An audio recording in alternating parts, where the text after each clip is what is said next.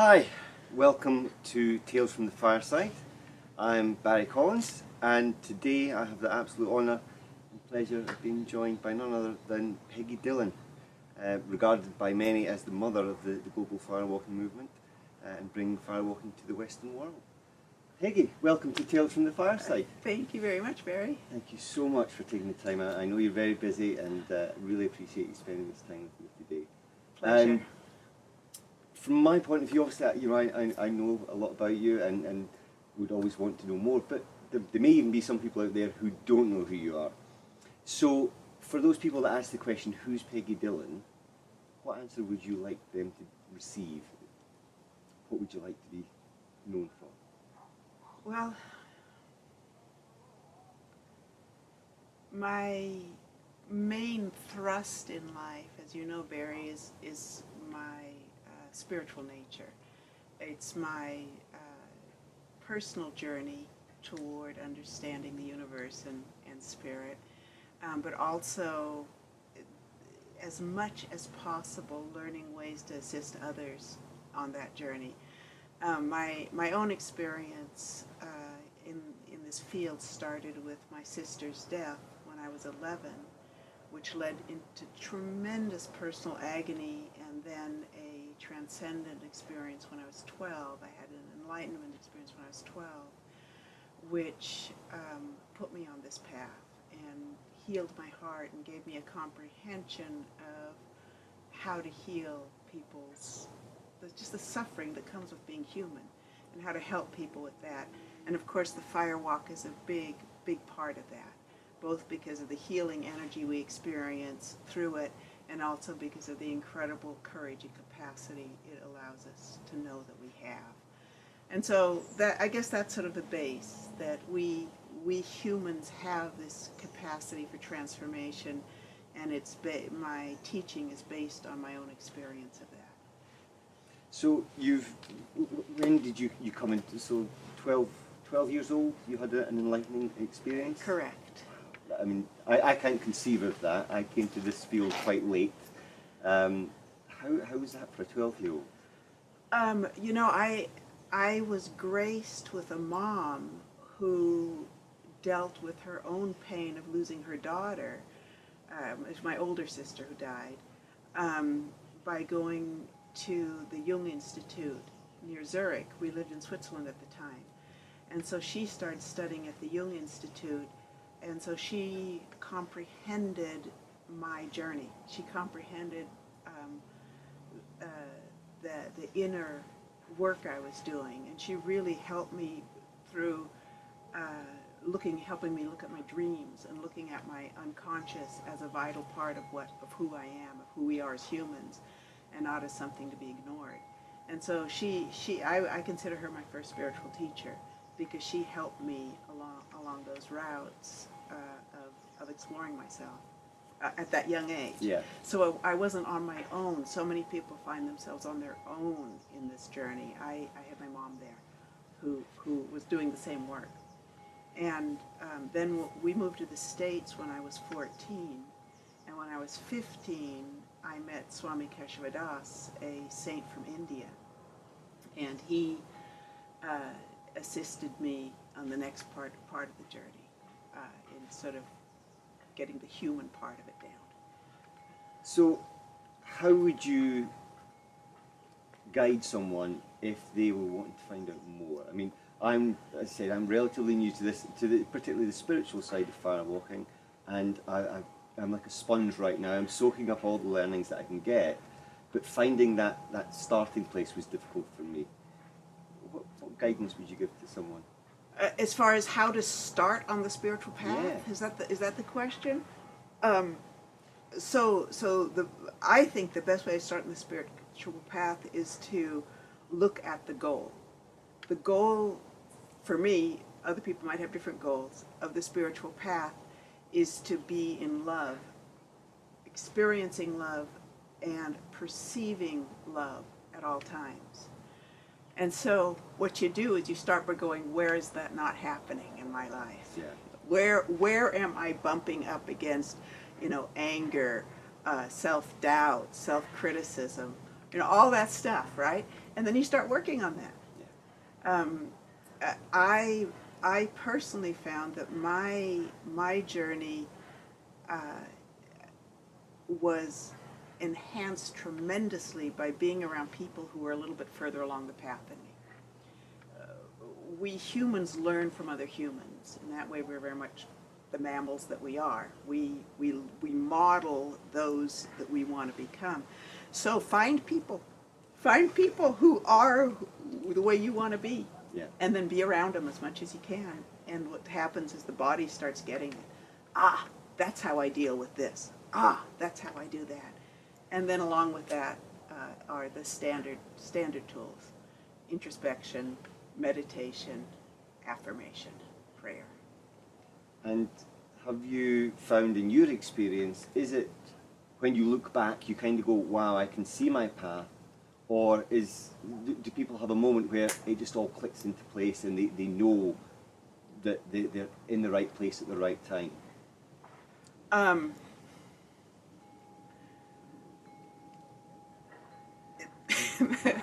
The Swiss have an expression, die dümmste Sau findet immer die größten Kartoffeln, which means the dumbest pig always finds the biggest potato. Which is sort of the truth of it. I think what we do is we stumble along. We stumble along, and grace has a way of directing us into the right directions. And sometimes we go, whoa, whoa, whoa, I've been paddling up the wrong river here, you know, and we let ourselves get swooshed back down again. I don't think we humans ever live as definitively certain as you just were talking about. You know, we sort of stumble along and happen to find big potatoes. And I personally believe in fate. And I think some of those potatoes are put on our path for us to find. So looking for that moment, it's not going to happen. It's just going to be a realization as you continue along the path. Yeah, even that enlightenment experience from when I was 12, you know, I perceived the reality of the universe at that moment. But when I came out of that experience, I was still a 12-year-old girl struggling with how to learn French, you know, and what to do with all these hormones raging through my body, you know. We're still human. Yeah. We're still human, you know. You know, the Zen people, the Zen Buddhists, they say, before enlightenment, a mountain's a mountain. During enlightenment, a mountain is no longer a mountain. After enlightenment, the mountain's the mountain again. Okay, so in other words, reality is reality. During the enlightenment experience, it's no longer this reality. It's no longer samsara. It's no longer the way we perceive it from our human mind. But after enlightenment, you're back to this reality with more comprehension and maybe a few more skills. But it's still, we're back to this reality, yeah. So let's talk about firewalking, because this is Tales from the Fireside after all. Okay. How did you come to firewalking? I came back from studying with Sai Baba in India, and I decided, or one of those potatoes decided for me, it was time for a new relationship. And so I made a list of what I was looking for. And I was wanting somebody a little taller than me, a little older than me, blondish brown hair, led spiritual workshops, had been to Sai Baba's, and I always added on, played the guitar, because I wanted him to make up love songs for me. And within a few weeks, I got this call, and there was this guy who was wanting someone to read his book called Dying to Live, and he wanted feedback because there were very few people of our persuasion up in this area, and he'd heard about me. And so we met on a Thursday afternoon in a cafe up here in Twain Harte, and I was sitting at the cafe. It's probably the only time in his and my relationship of these 30-some years that I was early.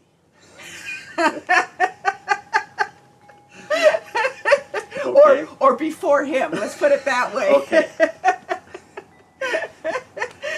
And I was sitting at for those of you who don't know, Tolly has this real thing about punctuality. And Absolutely. so I was before him, which probably impressed him. And so I was sitting at this cafe, and this inner voice, this guiding voice that speaks to me from time to time says to me, this is the man you're going to marry. And I just went, what? You know, what I know about this guy is that he's written a book.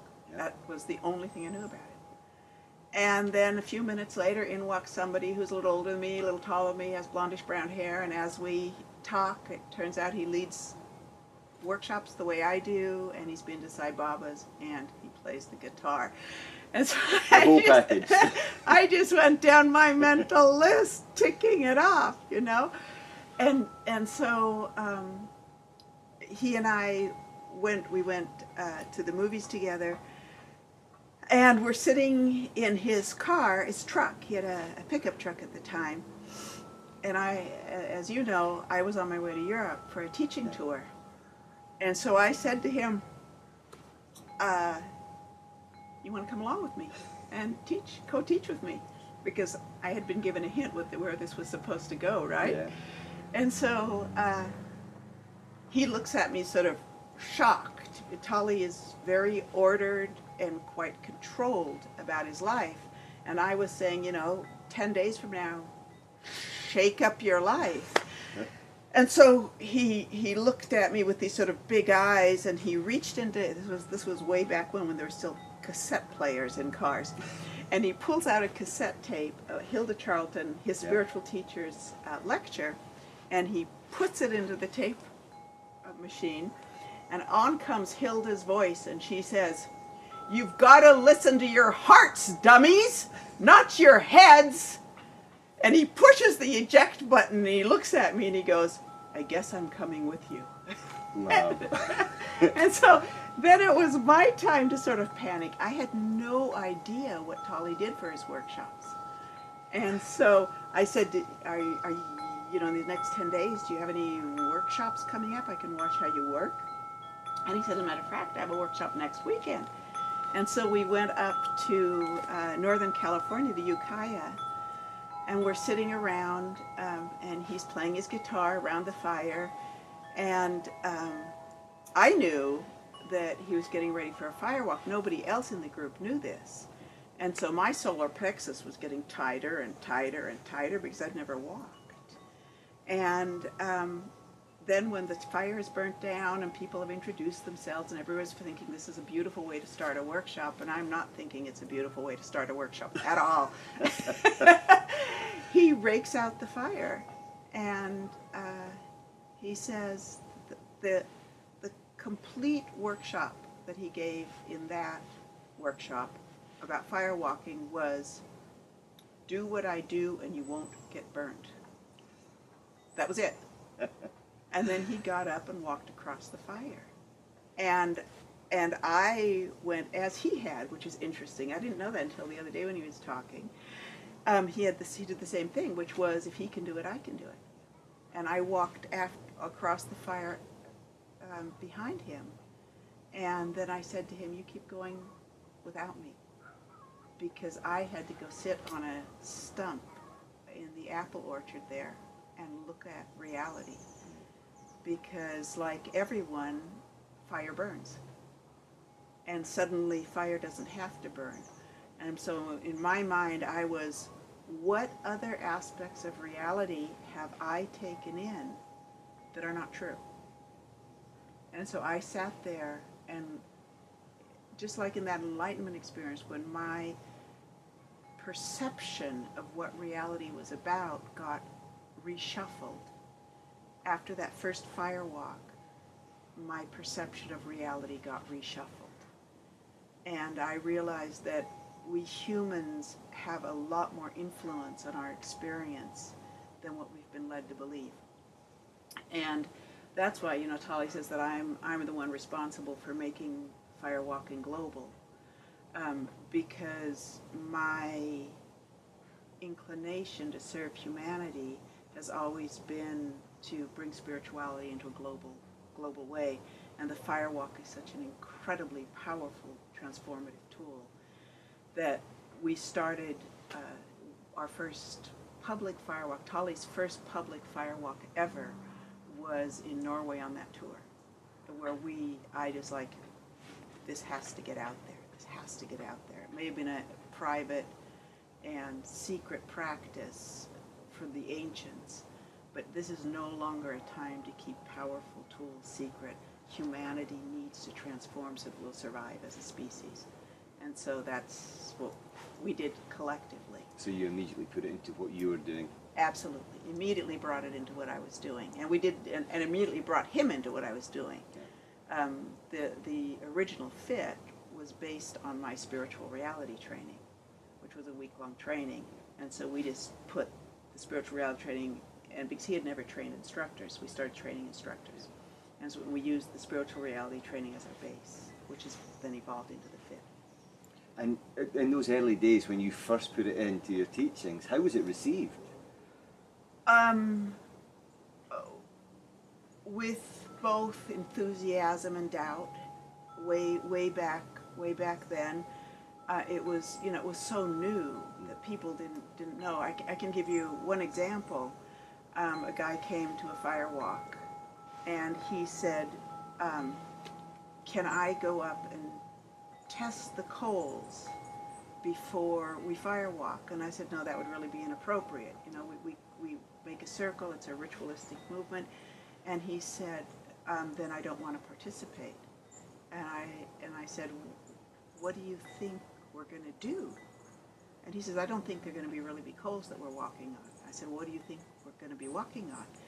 He said, "Balls of an aluminum foil with orange lights on them." He said, "You're going to put us in a hypnotic state, and you're going to have balls of aluminum foil with orange lights on them that make us think that we're walking on coals." So that's what a lot of minds were doing with firewalking back then. Wow. Yeah, that type of thing. We've come a long way since then. We've come a long way. Yeah, exactly.